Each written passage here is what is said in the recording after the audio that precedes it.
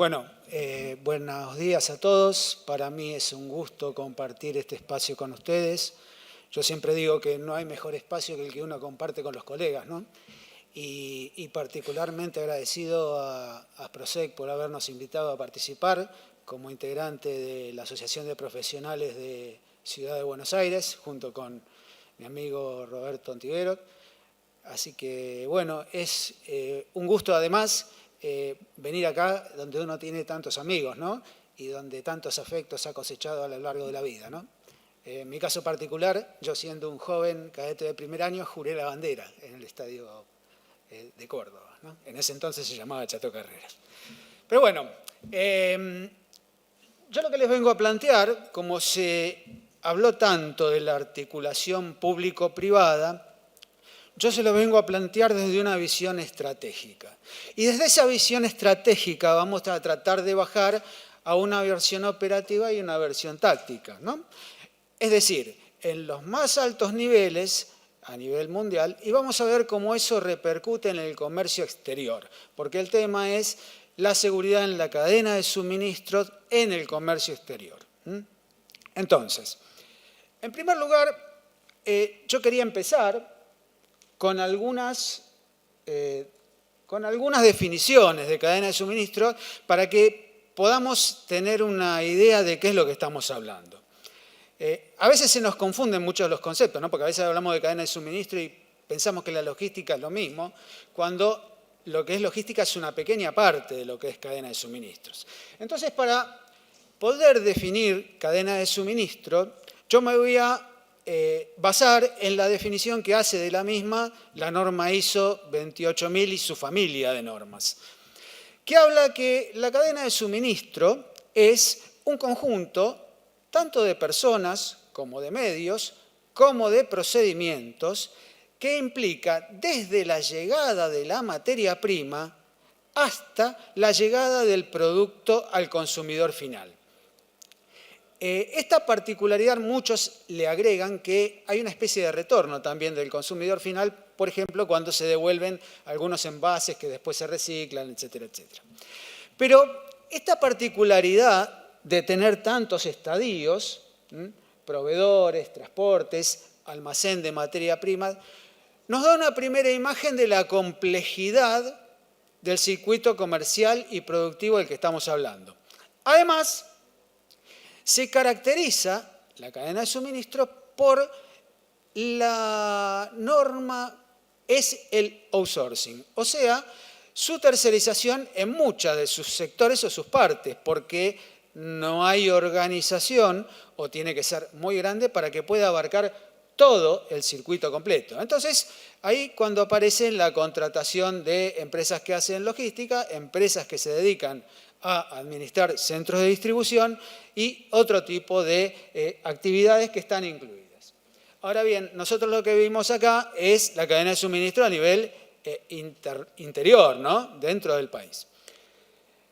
Con una particularidad y algunas aclaraciones que yo quería hacer, el concepto de depósito nosotros tenemos que erradicarlo cuando hablamos de cadena de suministro. Nosotros tenemos que conceptualizarnos en el concepto de almacén, o bien centro de distribución, warehouse, como en su sigla en inglés. ¿Qué implica esto? Que no es un lugar donde la mercadería o los productos permanecen mucho tiempo, sino que tienen una agilidad muy rápida en su distribución.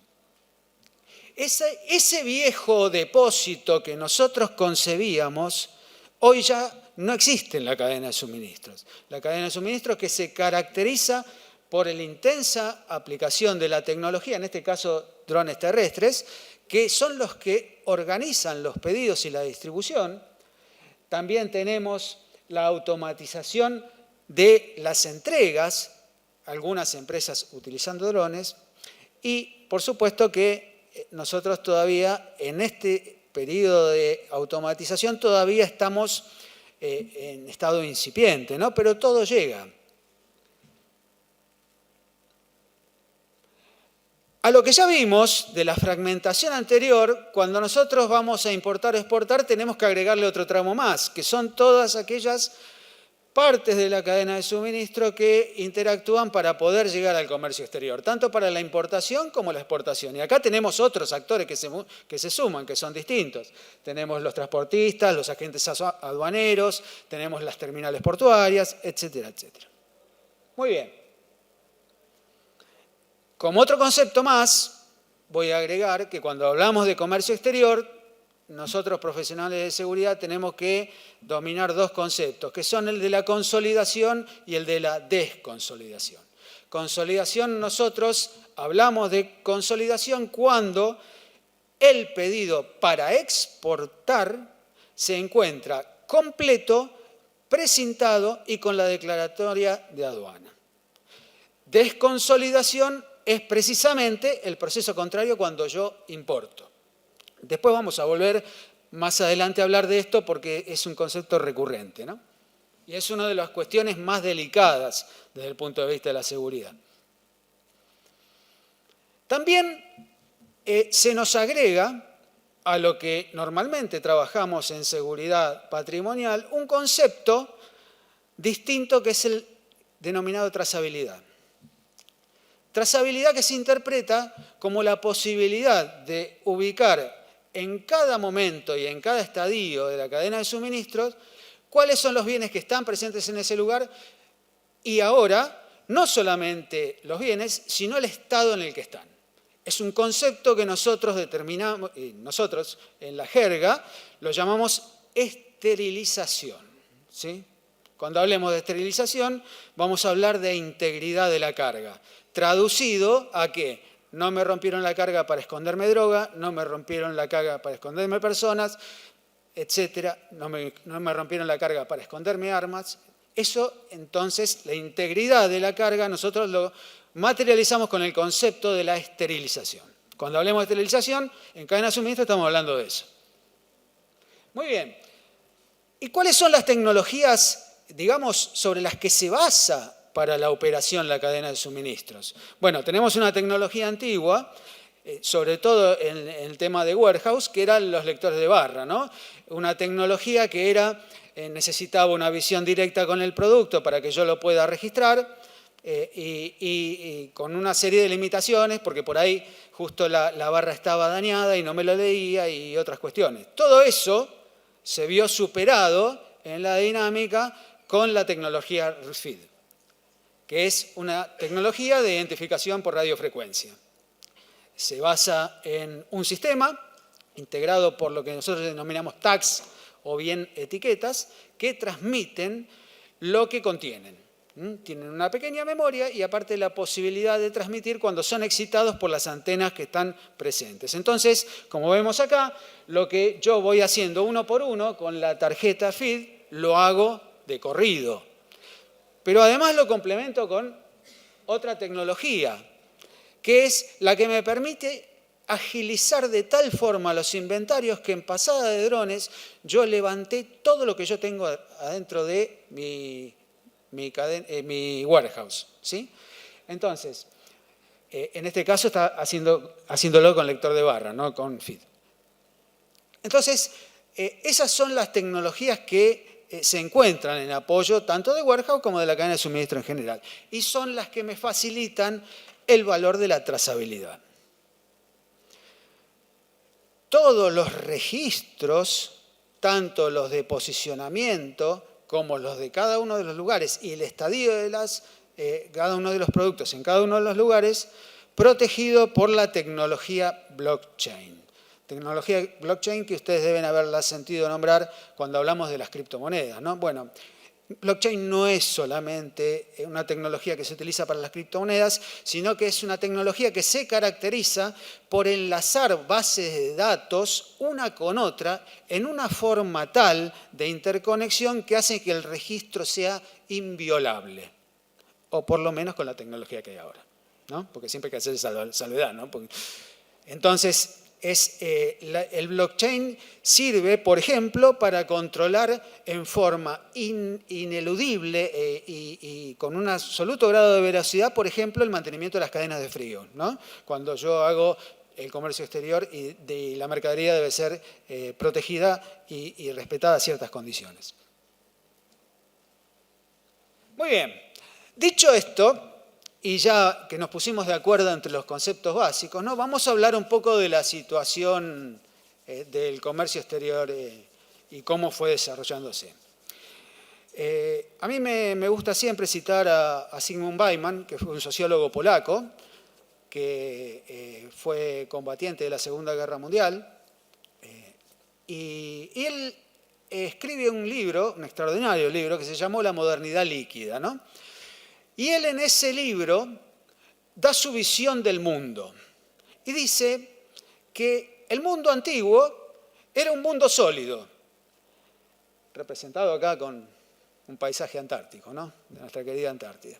¿Y por qué era un mundo sólido? Porque ese era un mundo donde los cambios eran lentos, era un mundo estable, era un mundo previsible y donde en cierta forma todos los cambios iban a conllevar una posibilidad de reaccionar en forma rápida en tiempo y forma, ¿no? Porque precisamente los cambios eran lentos. La mala noticia es que el libro se llamaba Modernidad líquida, ¿no? Porque con lo cual empieza con Zygmunt Bauman, dice, eso ya se acabó. Entonces, nos dice que el mundo ahora es un mundo que se llama modernidad líquida. Y él lo llama así porque es un mundo muy inestable, donde un factor, solamente un factor, influye mucho en todo el contexto y puede cambiar totalmente la ecuación, pero además puede hacerlo en forma rápida e inesperada. Un concepto parecido se tomó en la Escuela de Guerra norteamericana cuando hablaban del concepto del entorno VUCA, ¿no? Que era un entorno muy volátil, o sea, muy inestable, muy incierto, ¿sí? Muy complejo también porque eran muchas las variantes y además era ambiguo, que nunca se sabía la veracidad de las cosas. Bueno, esto para nosotros, en la cadena de suministro internacional, por supuesto que hubo un antes y un después del 11 de septiembre, ¿no? Del ataque a las Torres Gemelas. Y eso impactó de tal forma que Estados Unidos, cuando fue el ataque a las Torres Gemelas, cerró durante 12 horas el comercio exterior, cerró las fronteras con México. Eso generó, para que se den una idea gráfica, una cola de 32 kilómetros de camiones en espera. Entonces, había necesidades de seguridad que eran imperiosas por lo que había ocurrido, pero además había necesidades operativas porque no se podía vivir sin comercio exterior. Entonces, ¿cuál era el desafío? El desafío era buscar una forma para destrabar esta situación, ¿no? De cumplir, en cierta forma, con requisitos de seguridad, pero a la vez cumplir con los requisitos propios de la cadena de suministro internacional, que era una operatividad rápida, el famoso just in time, ¿no? El producto tiene que llegar en el lugar adecuado, en el momento adecuado, si no ya no servía. Y no se podía impedir el desarrollo del mundo. Un poco lo que nos pasa siempre cuando entendemos el corazón del negocio de nuestra empresa, ¿no? Nosotros, si fuera por nosotros, le revisaríamos del último camión, pasaríamos media hora revisándonos todos los camiones, pero cuando tenés una flota de 50 camiones que tienen que salir todos juntos, te va a llamar el CEO y te va a decir, mirá, busca otra forma. Bueno, eso es lo que se buscó. ¿Y cómo se buscó? Rompiendo un paradigma. Acá el caballito se escapó de la... Aparece una intención que se llamó CITIPAT, algo así como aduanas socias o amigas en contra del terrorismo. Esta es una iniciativa de la aduana de Estados Unidos en conjunción con empresas mexicanas y con el Estado de México para facilitar y agilizar el comercio exterior, pero a la vez intentando cumplir los requisitos de seguridad necesarios. Entonces, ¿cuál fue el paradigma distinto?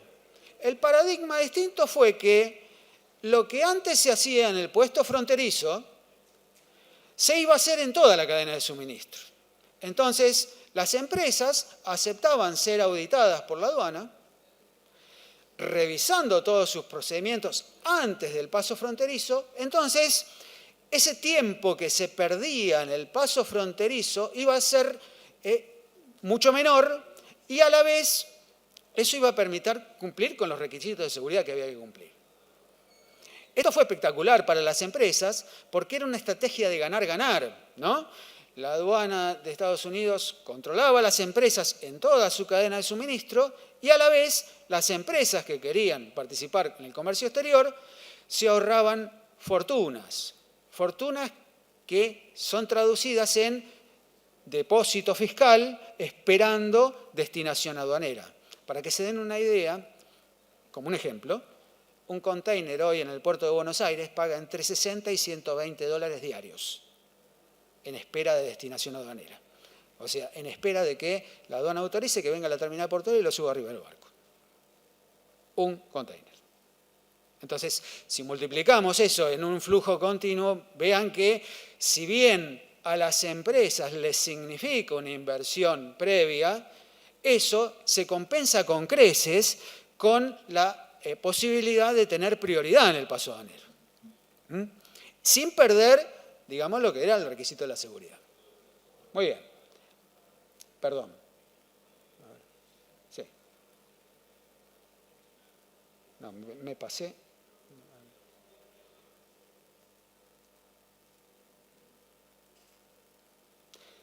Lo que les quería mostrar es que, si bien inicialmente CITIPAT empezó en noviembre del 2001, tuvo 3 versiones de actualización, porque esto es, que lo vamos a ver más adelante, esto es el famoso ciclo de Deming, ¿no? Donde uno gestiona la mejora continua, porque en función de las experiencias obtenidas fue como se fue perfeccionando CITIPAT. Bueno. Después vino en el año 2007 la primera de las normas ISO, la norma madre de todos aquellos que participamos en la cadena de suministros, que es la serie de las normas 28000, ¿no? 28000 que fue en el 2007, con una reciente actualización en el año 2022. Con una picardía, ya la del 2022 ya no habla de gestión de seguridad en la cadena de suministros, sino que habla de resiliencia. Y ese es un concepto que nosotros tenemos que incorporar porque hoy ya en seguridad, tanto corporativa como en la seguridad privada, ya tenemos que empezar a hablar de resiliencia, que es ni más ni menos de cómo nos recuperamos ante un hecho. O sea, no nos quedamos en el análisis previo de cómo mitigamos, de cómo lo hacemos, sino que además ya se nos pide la resiliencia, cómo nos recuperamos del hecho. Entonces, claro, tan bueno fue el CITIPAT que aparece la Organización Mundial de Aduanas, dice, yo voy a hacer algo parecido. Es la realidad. Entonces, la Organización Mundial de Aduanas, que existía desde 1952, ¿no? Pero se llamaba antes Asociación de Aduanas Cooperativas, integrada por más de 190 países, entre los cuales está la Argentina. Entonces dice, bueno, yo voy a hacer algo parecido al CITIPAT, pero lo voy a hacer a nivel mundial.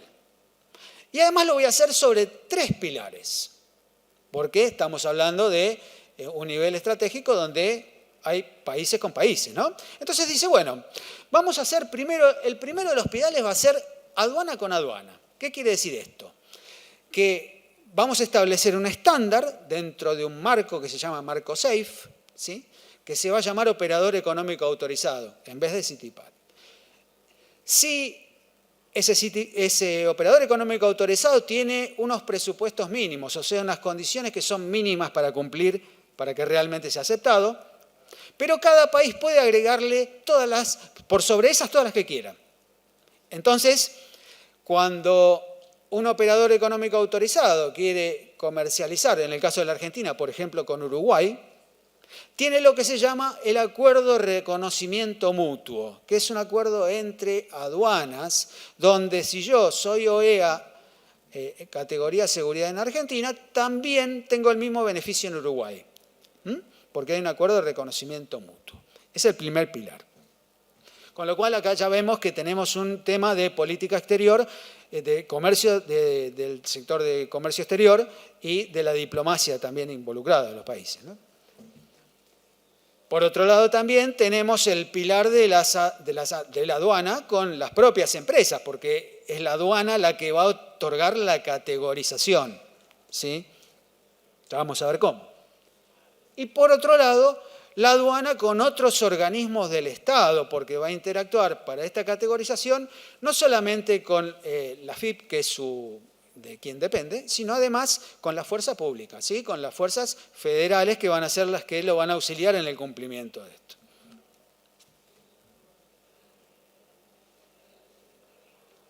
Y entonces, ¿qué copia la Organización Mundial de Aduana de CITIPAT? Esto es lo que copia. Lo que antes era, antes del 11 de septiembre, todas las aduanas controlaban la mercadería. ¿Sí? Lo normal era en el paso fronterizo. Bueno, OEA propone que ese control se haga en toda la cadena de suministro. Entonces, vemos que hay la aduana interactuando con el sector privado, con el operador económico autorizado. Por eso es un cambio de paradigma. Ya dejamos de controlar la mercadería y lo que hacemos es controlar toda la cadena de suministro.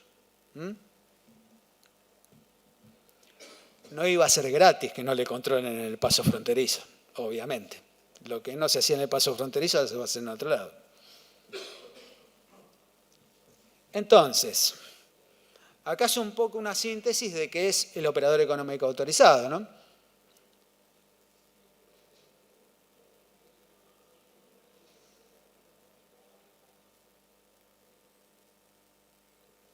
Es ni más ni menos que eso.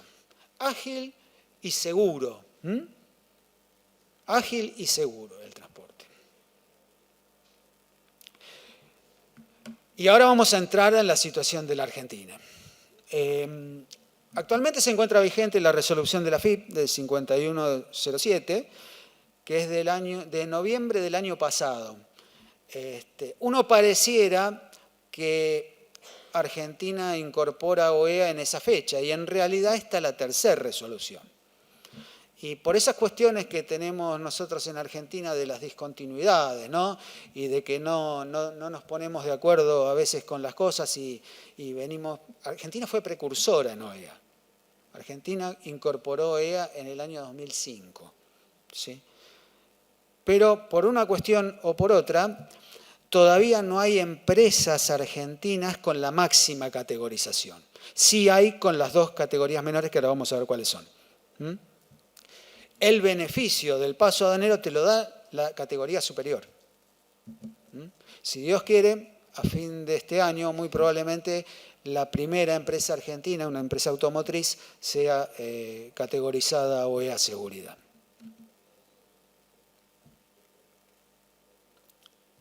Bueno, y como yo les había contado algunos conceptos teóricos y ustedes se creyeron que eran los únicos, bueno, ahora les mentí, ahora les voy a contar otros más. Y esto es una cuestión de comercio exterior. Imagínense un semáforo, ¿no? Pero la única diferencia es que no tengo el amarillo, es anaranjado. Bueno, estos son los canales de selectividad aduanero. ¿Qué es esto? Estos son los controles que hace aduana en el paso fronterizo, ¿no? Entonces tenemos un primer canal de selectividad que es canal verde. ¿Qué significa? Que yo voy con mi camioncito, tengo la declaración de la aduana, me la miran y me dicen, señor, peso el camión, cuento los bultos, pase. Ahí terminó. No hay depósito en espera, no hay nada. ¿Qué pasa con el canal naranja? El canal naranja me revisan toda la declaración, me controlan que todo esté bien y después tiene el mismo tratamiento que el canal verde. Ahí ya tenemos una demora. Y por último tenemos el canal de selectividad rojo, que es el canal común y el viejo, la vieja usanza, ¿no? Donde te controlan todo, te abren todos los bultos, con lo cual además implica una demora porque a veces a uno le dan turnos, ¿no? Y tiene que esperar 2 o 3 días en espera de destinación y todo eso es plata. Muy bien. Dicho esto es OEA.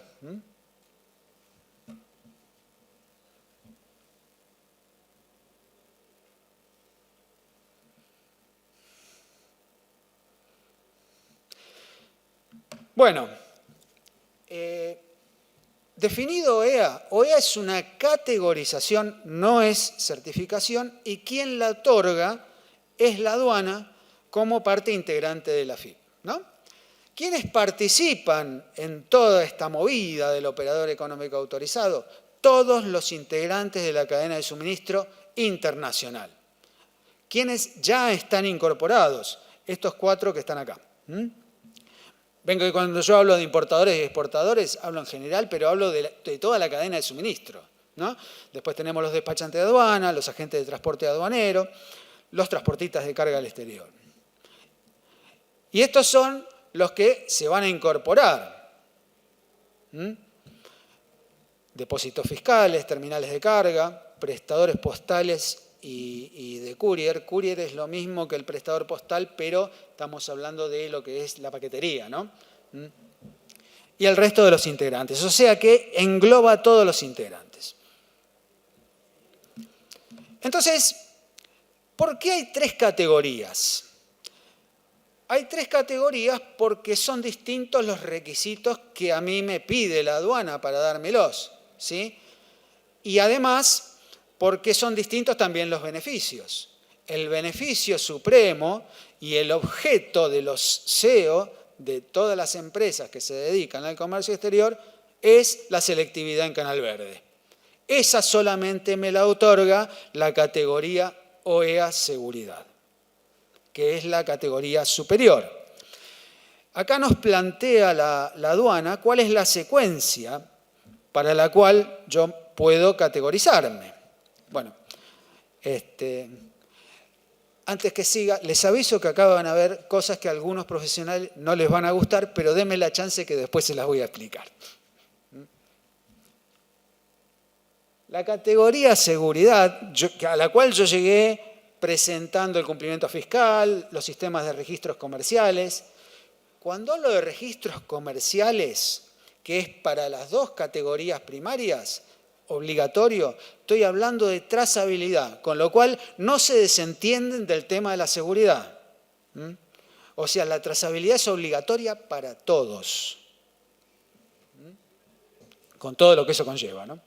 Entonces, claro, cuando llega al apartado seguridad, ¿sí? Después de haber pasado por la solvencia financiera y la evaluación que hace la aduana del riesgo que yo tengo, riesgo aduanero, ¿no? Estamos hablando de un riesgo de tipo comercial, no riesgo de security.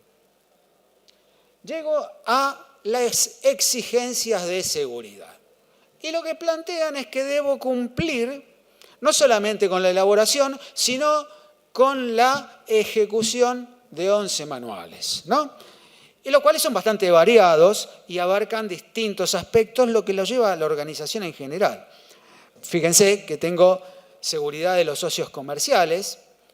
Esto es porque ¿se acuerdan que habíamos hablado que había una gran fragmentación? Bueno, mi socio comercial es el transportista que yo contrato, porque yo no tengo transporte propio. Bueno, ese también tiene que cumplir estos requisitos. Y no solamente los tiene que cumplir, sino que tienen que estar reflejados en el contrato. Y además tienen que tener la posibilidad de ser auditados por mí. Les aclaro que el de los socios comerciales es el requisito más difícil de todos. Después tengo que tener seguridad del contenedor y demás unidades de carga, seguridad física de las instalaciones. Acá cuando hablamos de seguridad física en las instalaciones, acuérdense de cuando yo había hablado de consolidación y desconsolidación, porque OEA Seguridad me permite ya no hacerlo en presencia de la aduana, sino hacerlo en mi propia planta. Pero claro, tengo que ser monitoreado por el centro aduanero cuando lo hago. Entonces, con toda la tecnología que eso implica. Puedo consolidar y desconsolidar en mi sede, pero tengo que cumplir con todos estos manuales. Seguridad del personal, con lo cual aquí hay participación de recursos humanos, porque habla de las reincidencias del personal, todas las condiciones que tiene que cumplir, tanto para ingresar como para desvincularse de la empresa, y otras más. Y termina hablando de la planificación de la cadena logística y la seguridad y resguardo de la información. Después habla que el requisito que sigue es la presentación de una matriz de riesgo, Y por último, la validación física, que es la inspección que hace la aduana para ver si yo cumplí, ¿no? Me lo otorgan la categorización por 2 años, renovable, ¿no? Con inspecciones periódicas. Hasta ahí todo parece bárbaro. Bueno, ¿cuál es el sentido de los manuales de OEDA, de todos los manuales de seguridad? Toda tarea tiene un responsable perfectamente delimitado, pero además tiene un registro, tiene alguien que audita la forma en que se realizó, tiene la capacitación del personal para esa tarea, tiene inspecciones de la tarea realizadas tanto internas como externas y además un informe anual. ¿Esto qué quiere decir? Que es un proceso de mejora continua, donde el manual que ustedes vieron de capacitación, la primera vez que usted categoriza, le va a exigir la formación del personal, cómo se registra un container, cómo se registra un camión. O sea, nos podemos quedar hablando 2 o 3 días de esto, porque bueno, CityPath es que es donde está copiado, le da 17 puntos que yo tengo que revisar en el camión. Y eso lleva toda una instrucción del personal. Entonces, el tema es que esto la empresa lo hace en sociedad con la aduana, porque la aduana supervisa todo esto en el lugar, y además lo hace la empresa con sus socios comerciales, en forma obligatoria. Entonces, tenemos que para todos los manuales de seguridad hay una retroalimentación. Y la retroalimentación es el famoso ciclo de Deming, ¿no? Donde yo primero planeaba, después ejecutaba la tarea, la controlaba o verificaba para ver si había que corregir y ahí se producía una acción que es ni más ni menos que la retroalimentación.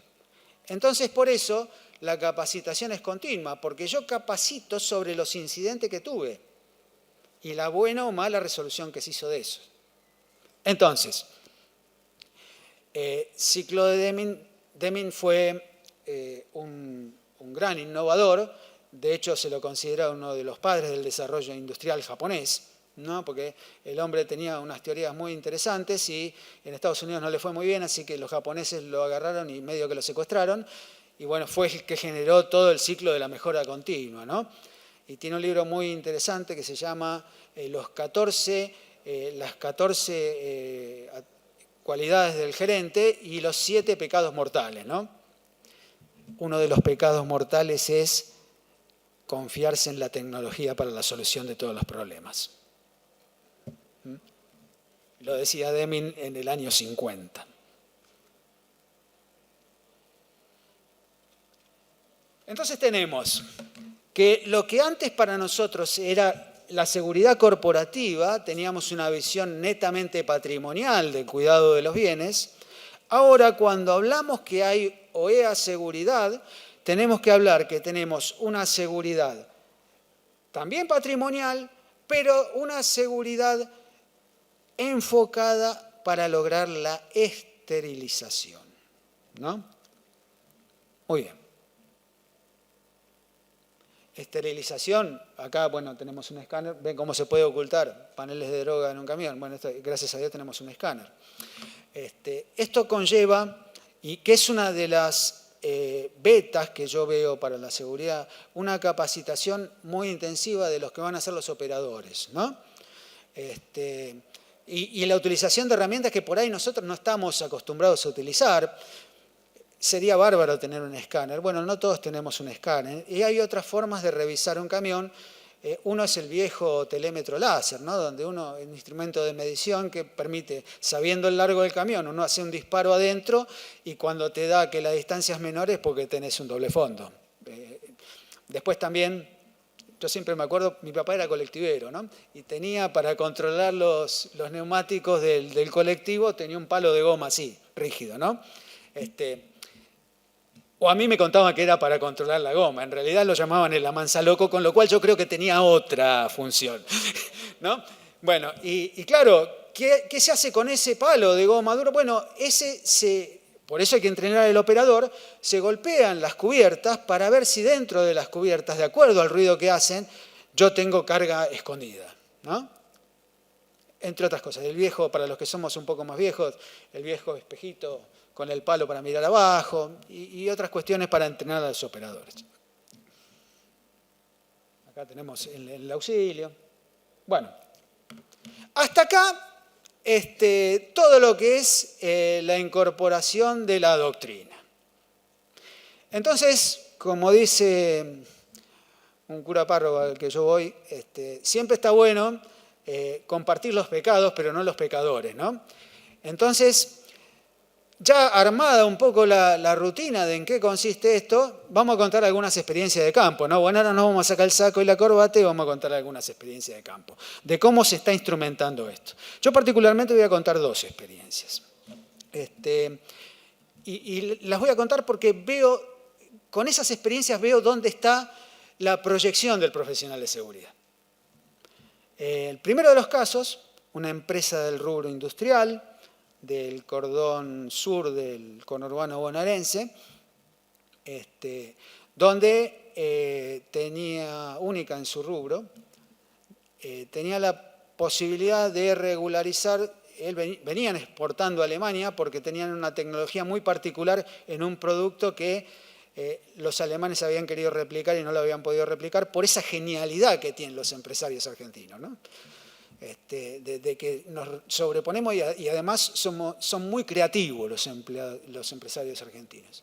Bueno, el asunto es que tenían que exportar a Alemania y Alemania le empezaba a poner como condición de que tenían que estar categorizados OEA.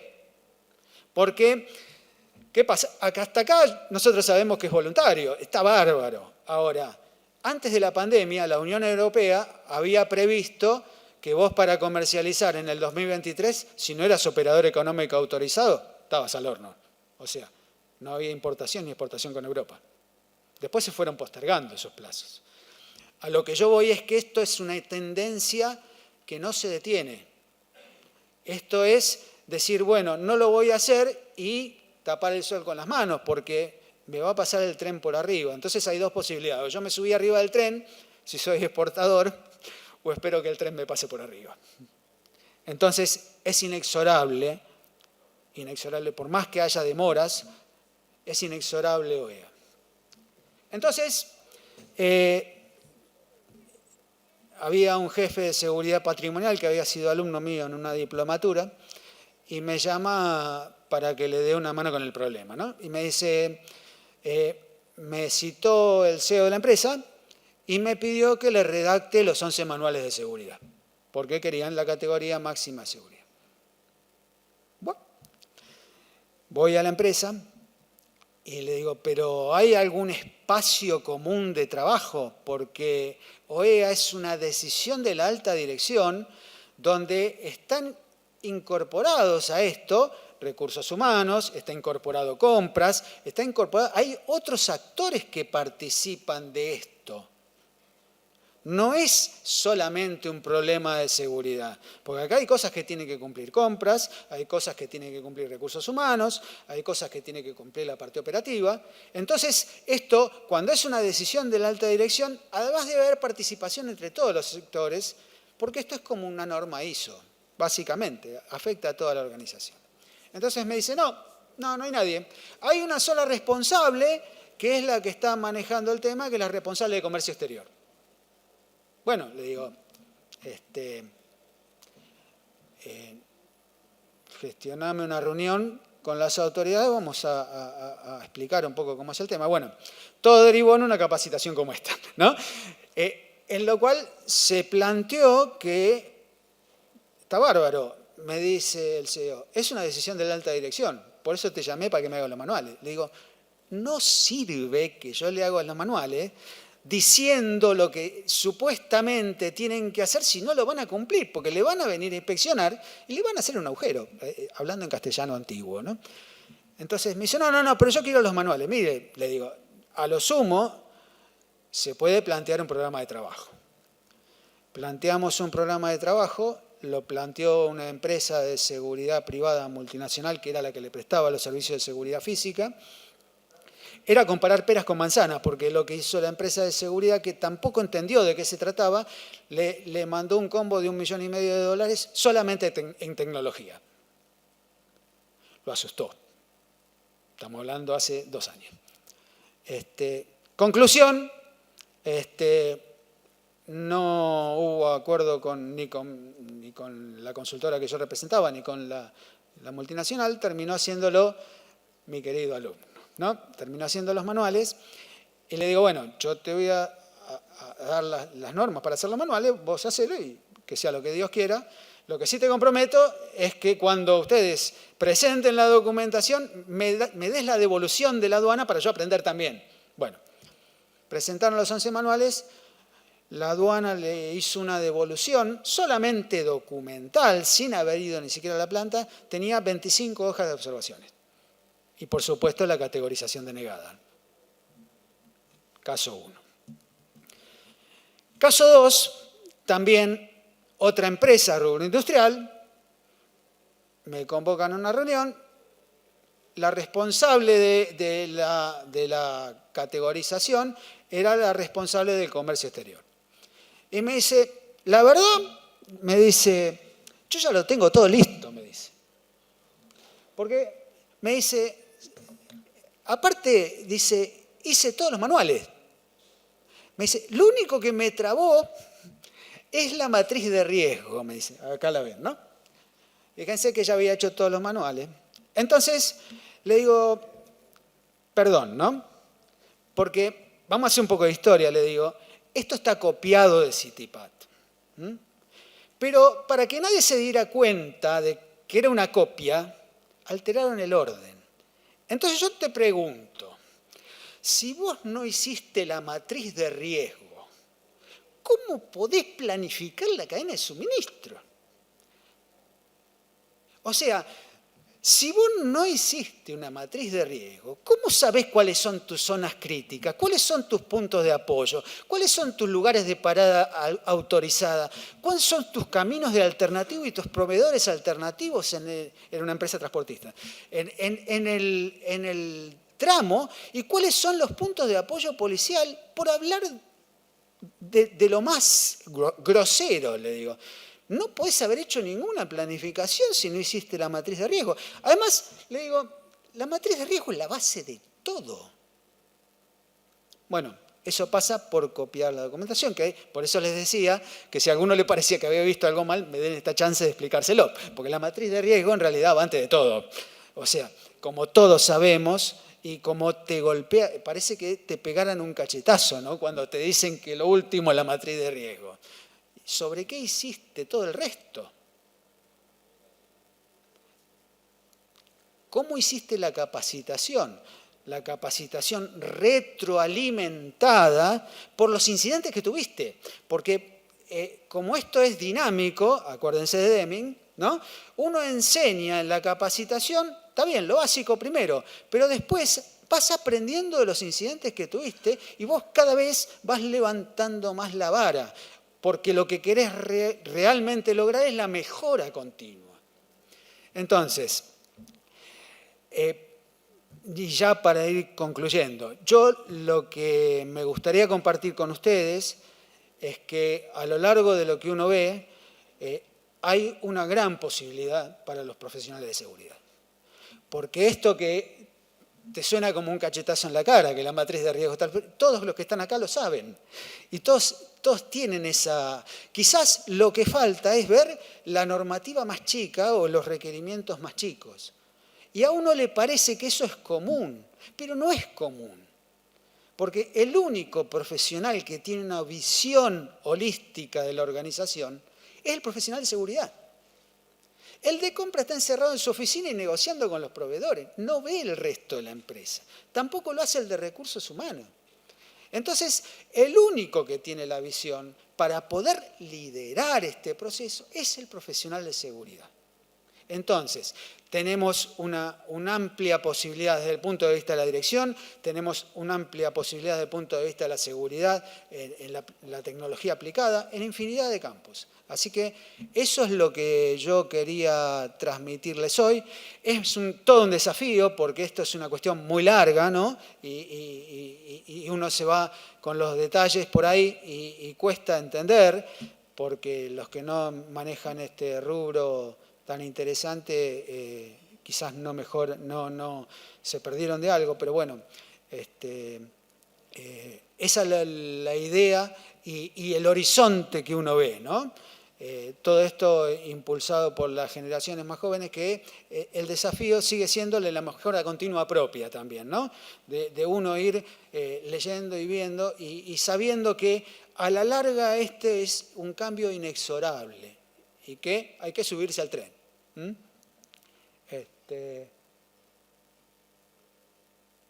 Acá les había puesto el fueguito porque es donde se me quemaron todos los libros a mí. Entonces, no sé si tenemos tiempo para alguna pregunta, si alguno quiere hacer. La condición es que sean fáciles, si no, no.